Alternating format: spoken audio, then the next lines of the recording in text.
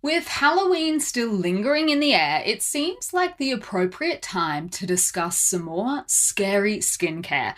We did it last year, and for this year's Halloween 2021 special, we are going to be discussing even more truly scary skincare trends. Now, the internet, as you will know, is a fabulous, funny, and sometimes quite a freaky place. On the one hand, you have the total wealth of human knowledge at your very fingertips.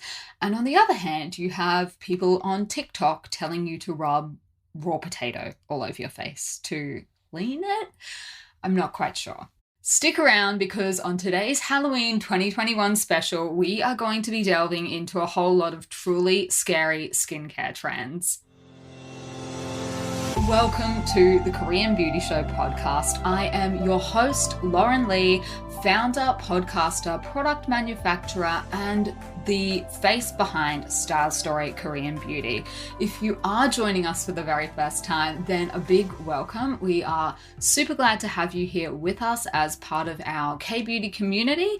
On this show, we talk all things Korean skincare from the ground here in Seoul, South Korea. We take a deep dive into the industry in general, peek behind the curtain to see what's going on the ground, and as well to discuss all the products, tips, and tricks that you will need to perfect your own K-beauty routine, whether that is completely using Korean products, using a whole mix, whatever you want to do. That is what we are here to discuss on this show.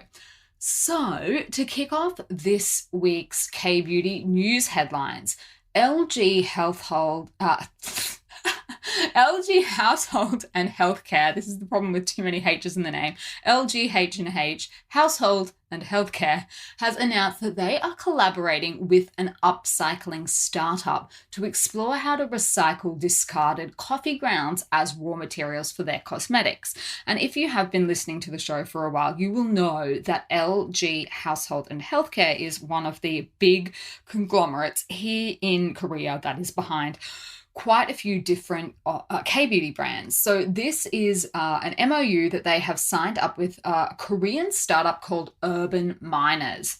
And what they're talking about is processing coffee grounds and then producing activated carbon or coffee charcoal as an ingredient. So this is obviously not a new beauty ingredient. A lot of brands, including one very famous Australian brand, Frank Body, is very famous for that's basically how their company got started, upcycling reused coffee grounds from some of the cafes in Australia. So this is what LGH and H is talking about doing. So that is, I think, quite an interesting proposition from a really, really big company.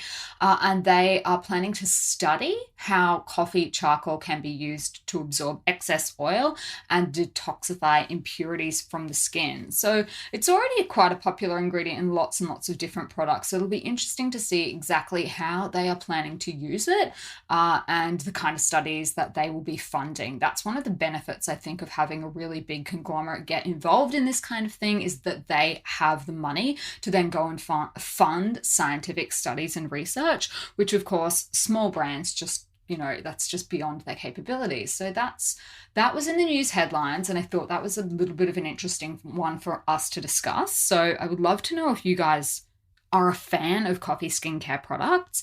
Some of the feedback I have heard, particularly around like body scrubs and things like that, is that when you're using it in the shower, it can tend to get a little bit messy, like your shower gets covered in coffee grinds.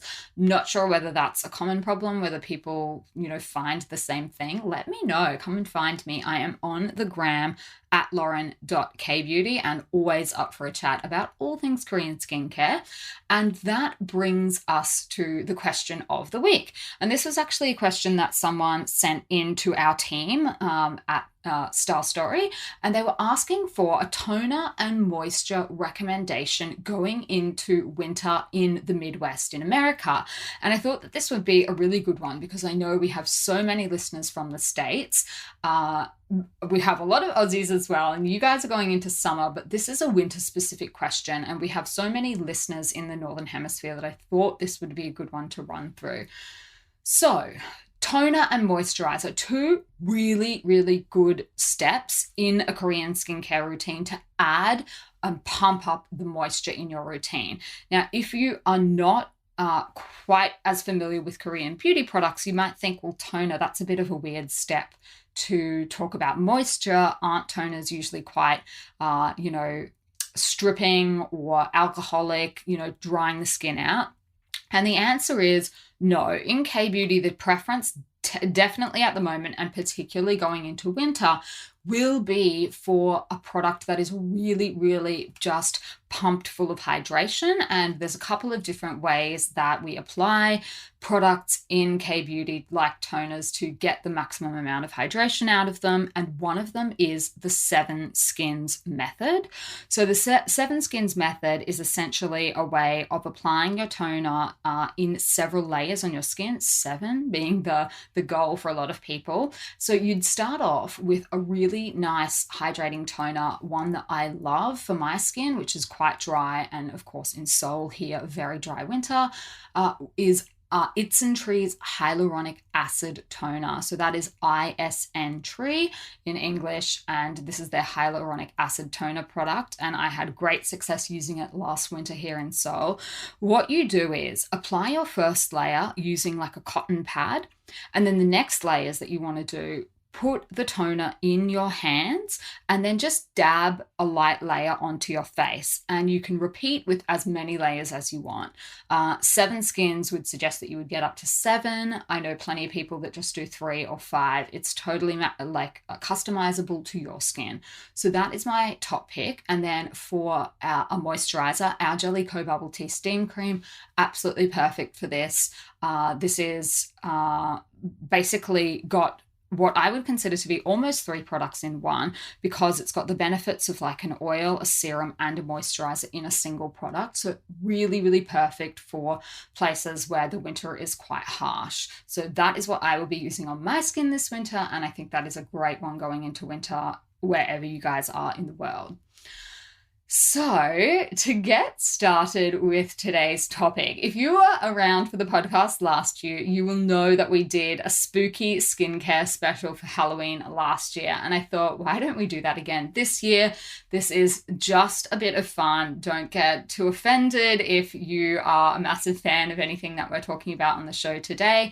This is just trying to do, a little bit of a lighthearted take on skincare. So the spooky skincare number 1 trend that I had was TikTok skincare trends. Now, I know before you guys come at me, there are a lot of people that know what they're talking about when it comes to skincare on TikTok, including like dermatologists, doctors, and everything like that. But there are a whole host of other people that clearly have no idea what they're doing. They are advocating getting rid of acne by crushing aspirin or Panadol and applying it to the face, putting baking soda on their face, the age-old toothpaste trick, which I'm not sure how or why this is still a thing. And finally, one that really got us laughing was putting a Band-Aid on a pimple to get rid of it. Now, that gives me very, very strong early 2000 Nelly vibes, featuring Kelly Rowland, of course. But this is just such a weird one. Like, I don't even know why this is a thing. But if you have seen this and been tempted to try it, just use a pimple patch instead. Like, it's just so much simpler. I'm not sure why people are trying to like reinvent the wheel. I don't think that putting a Band-Aid on your pimple is going to do anything. A nice hydrocolloid pimple patch, guys, that's going to be the simplest way. Super perfect pimple patches are great because they're not visible on the face, unlike Band-Aids. Literally designed to get rid of pimples, so you know that you will be on the right track with something like that. TikTok just honestly is good for the lulz, but serious skincare, a little bit more debatable. Before I go on to the number 2 one, we had a review for the podcast that was left recently. And the title was Fun Learning About K Skincare, and this was a review by Carter Fern. And the reviewer said, I joined the fun some months ago and I am learning so much. I appreciate the stories in Instagram to supplement more info and the Q&As from Lauren. Each episode has the perfect length and the topics are relevant and entertaining. If you want to learn more about K-beauty and the world behind it, this is the right podcast for you. Thank you so much. You guys know that I love seeing your reviews to the podcast, so feel free to leave yours wherever you listen to your podcasts. If you don't have a podcast app that lets you do reviews, you can also leave one on Style Stories Facebook page, which is stylestory.au on Facebook. Just another way for people to find that one as well and listen to what you're thinking about the show. All right, now spooky skincare number 2, and this is DIY skincare. I'm pretty sure we talked about this last year, but I think there are just so many new DIY hacks and trends that people come up with all the time.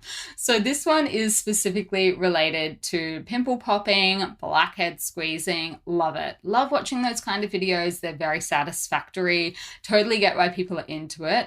But there are a lot of people now advocating to buy like a kit and start doing it at home. And this is just not something that I would recommend unless you have some kind of training.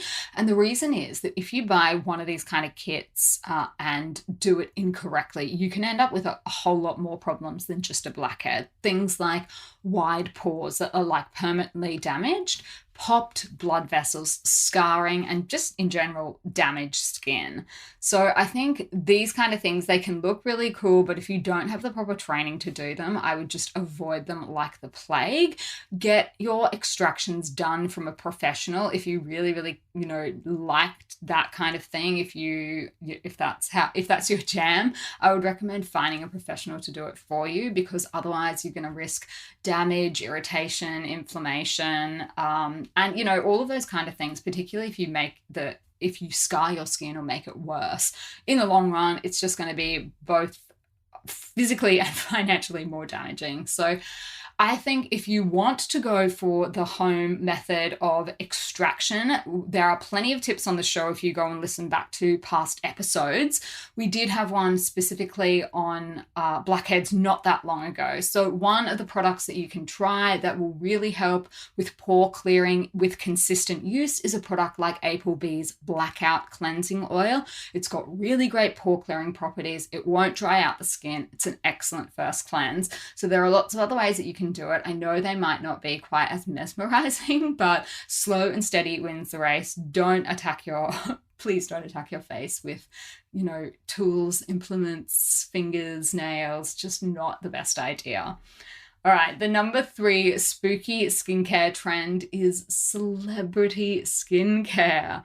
So you guys remember how the Kardashians were spooking celebrity slim shakes for years and claiming that that's how they achieve their perfect bodies, but really it was potentially just a lot of surgery? Well, I think it's kind of like that. Now, I will say, I haven't actually been tempted to try any celebrity skincare lines, but a dermatologist that I respect has said that celebrity skincare has a glamorous look, but glamour isn't a great skincare ingredient. And I think that's probably true. Like, I totally get why having a big name behind the brand is enticing to a lot of people. But I think the more important thing, and this is what we talk about a lot on this show, is to get into the ingredients list and, if possible, get an insight into their actual manufacturing processes. I just think there are a lot of questions around how much input do these people actually have in creating their line? Who are they working with? Are they just slapping their face on it? There's just so many big ifs and buts. I'm not quite sure. The sheer amount of celebrities coming out with their own skincare line these days, I'm like, oh my God, who knew all these people were so interested in skincare? I just think there are, but probably better things to spend your money on. A lot of them also, I've noticed, they're not cheap either. Like, some of them are actually quite expensive. So I think if you are wanting to feel like a celebrity at home, then I would recommend Subi Hollow Dream Brightening Pore Minimizing Mask. It comes in a fun hollow box, and your skin will be shinier and brighter than most famous people after you use it. So stick to something like that instead. Now, spooky skincare trend number 4, and this one is actually quite scary. This is MLM skincare. Okay, so I have a proposition for you. How do you feel about being your own boss, 6-figure commissions, and flexible working days? All you have to do is... No, I'm kidding. I'm kidding. So as much as I would love for you to get involved in a K-beauty pyramid scheme, we do things above board here at Style Story, unlike certain multi-level marketing skincare companies. Now, I know people like to rag on them. However, there are actually a lot of issues with these kind of pyramid schemes and selling schemes. And just one of the many, many examples that I can give you guys is Roden and Fields. And they are currently facing a class action lawsuit for unfair marketing. And it turns out that the $150 Lash Boost eye serum that they were selling needed to come with the following disclaimer. Side effects may include changes in iris color, eyelid drooping, itchy eyes, eyelid discoloration, thinning and loss of eyelashes / loss of eyelash hair, eye sensitivity, eye infections, and vision impairment. So I don't know about you, but my eyes hurt just from reading that. I just think the MLM skincare industry in particular is rife with lawsuits, stories of manipulation, bankruptcy, anything where you're hooking in your friends and family and trying to like bring them into your business, I just think is one to steer clear of.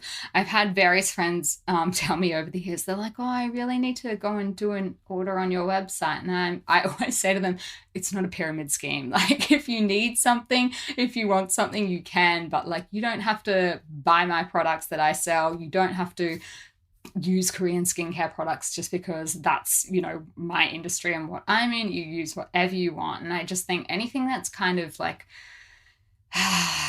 manipulating people, coercing people into things, making them buy more things than they want to. There's just so many bad stories from the MLM industry. So that is one that I have for you, a bit of a spooky skincare thing. Just try and stay away from it if you can. That's all I will say on that one.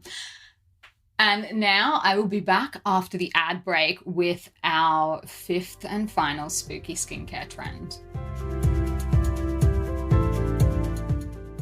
Okay, so now on to some of the real reviews left for products on the Style Story website. And the first one is a 5-star review for Dr. Circle's Vita Propolis Serum. The reviewer said, sensitive, eczema-prone, and dehydrated skin, this has been a lifesaver. About a year ago, I started to get a really bad facial eczema around my eyes and hairline. Nothing I could do to get rid of it, and I didn't want to become reliant on steroid creams. I started to look into a lot of skincare options, and I have to say, using this in conjunction with a few other products from Style Story has really changed my skin's texture and hydration.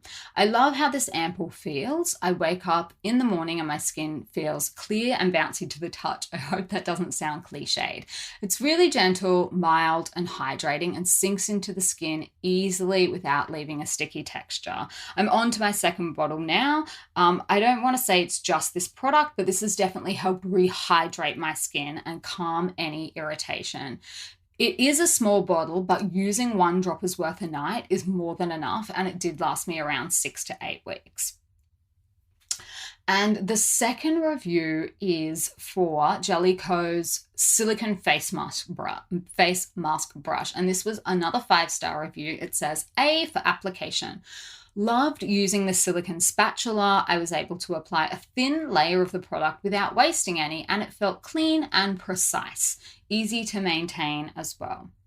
If you have shopped on the Style Story website recently, don't forget to leave your review. You can earn points that you can use for cash towards your next purchase for every review that you leave on stylestory.com.au. So it's a great way to earn points and also just to help other people know what you've been loving about the products, how you use them, if there are any product combinations that are working for you as well. That's just a really good guide to help other people in their skincare journey as well. All right, now on to the fifth and final trend, and this one may surprise you a little bit, but it's clean skincare.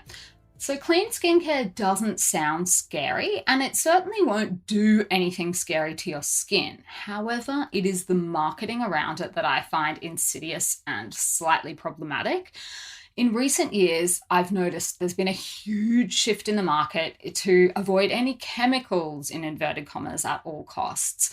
And you'll often see terms like toxin free when shopping for skincare. Now, on the one hand, K beauty as an industry does pride itself on the use of natural ingredients, but where marketing for skincare in general tends to get problematic, I find, is when they're starting to make claims that unclean skincare is toxic and dangerous. So, I mean, look, for a start, the idea that your skincare is chemical free is just completely inaccurate because everything in your skincare products is a chemical, even water. So there is no such thing as chemical free. And I've had people ask me to recommend those kind of products before, and I just tell them that straight up. I can't do that because everything is a chemical, including water. Now, I think what they mean is I want my skincare to be toxin free. But again, this kind of language is just problematic because everything becomes toxic once you up the dosage enough. And I just feel like the positioning of chemicals as bad for the body and skin is just a massive move away from science.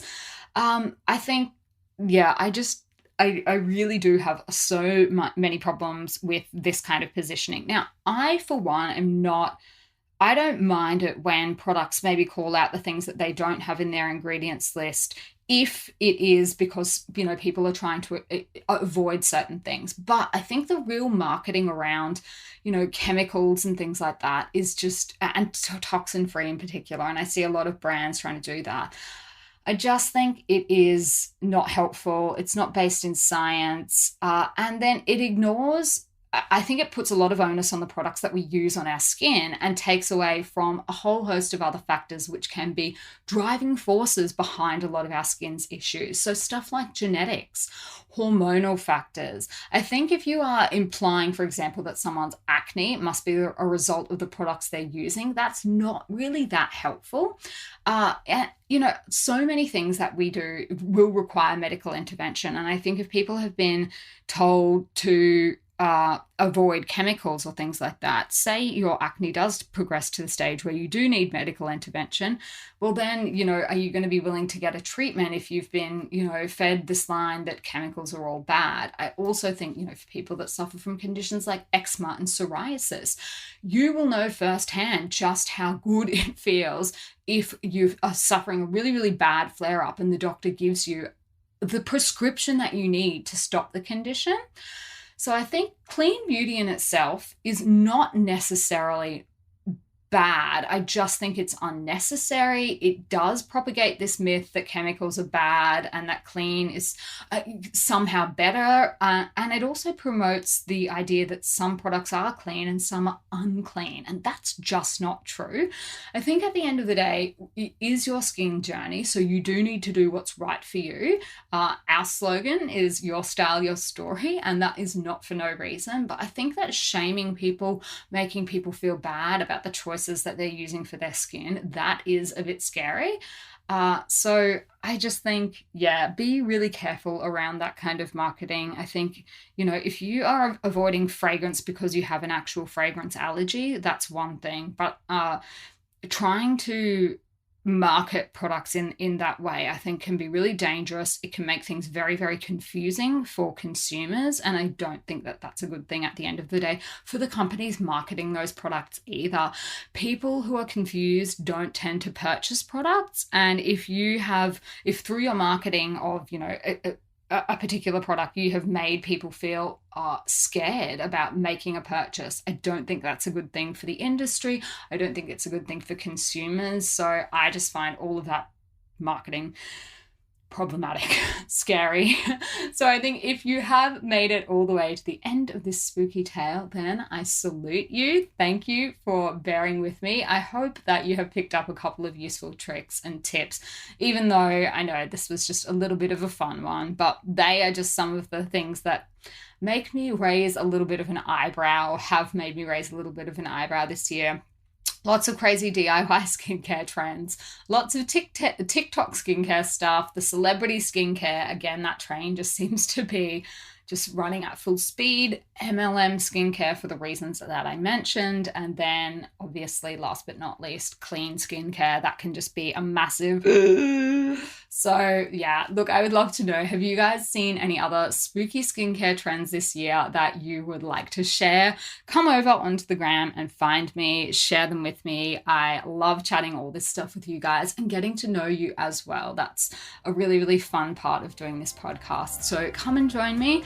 And until next time, I will see you on Style Story.